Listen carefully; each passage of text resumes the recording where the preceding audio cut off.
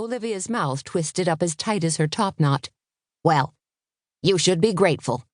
Elephants gestate for 23 months. 22 months, actually," Angie said. Then she leaned in and, in a conspiratorial whisper, "You wouldn't believe the number of people who have shared that factoid with me." "Yeah, well," Olivia looked flummoxed. "It's almost 2 years. Crazy, right?" Angie shook her head in wonder. Olivia turned to Mel. "What's wrong with her?" Mel shrugged. "Search me." Angie reached over and patted Olivia's arm. "Have I ever told you how flattering that shade of blue is on you? You're really very pretty, you know." Olivia started to back away. She glanced at Mel with wide eyes. "You should take her to the emergency room."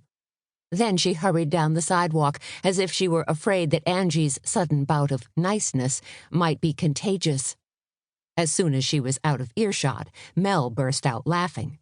She turned to Angie and asked, "Is that your new way to drive her bananas?" Angie looked puzzled. "I have no idea what you mean. I adore Olivia." With that, she slid into the passenger seat, moving her legs so that Mel could shut the door after her.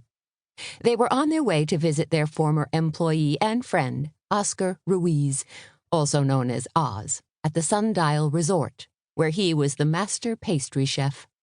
Mel and Joe were having their small wedding reception there, and Oz was baking the cupcakes, naturally. But now she wondered if perhaps Olivia wasn't right. Maybe she should take Angie to see her obstetrician on the way. Of all the symptoms she'd read about pregnancy, a personality transplant wasn't one of them. Mel circled the car and got into the driver's seat. She glanced at Angie and said, "Feeling dehydrated at all?" "No.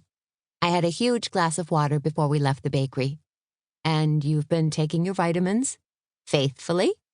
"Huh." Angie glanced at her as Mel started the car and left her parking spot to merge onto the street. "What?" Angie asked. "Nothing." "Nope. I know you like I know my own eyebrows," Angie said. "That wasn't nothing." "I'm just surprised, that's all," Mel said. "Surprised by what?" "Your reaction to Olivia," Mel said. "You know she was trying to insult you." Angie shrugged. She hugged her belly and said, "Whatever. I don't have time for that. Besides, I don't want to injure the baby's psyche by thinking bad thoughts." "Is that possible?" Mel asked. That was a level of motherhood she wasn't sure she could handle. "I don't want to take any chances," Angie said.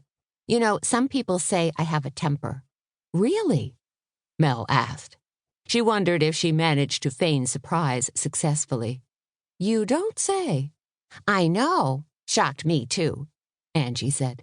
"But I've read every pregnancy book out there, and I just don't want to goof this up. So I've been doing a lot of meditation over the past few weeks and really trying to find my mama zen." Mel paused at a red light and turned to look at her friend. Angie had her long dark curls held in a band at the nape of her neck. Her maternity dress was a loosely fitting swing dress in a pretty shade of pink. She looked about as angelic as Mel had ever seen her. She reached across the console and squeezed Angie's hand. "That is one lucky baby to have you for a mom," she said. In an instant, Angie's eyes filled with tears and she gulped. "You think so? I just want to be the best mom ever." "You've got this," Mel said. "No doubt." She handed Angie a tissue from the pack in the glove box, and Angie blew her nose. It sounded like someone stepped on a goose. Mel turned her head to hide her smile. At least that hadn't changed. "All right. Enough sentiment," Angie said. She waved her tissue at the window. "Aren't there cupcakes waiting for us?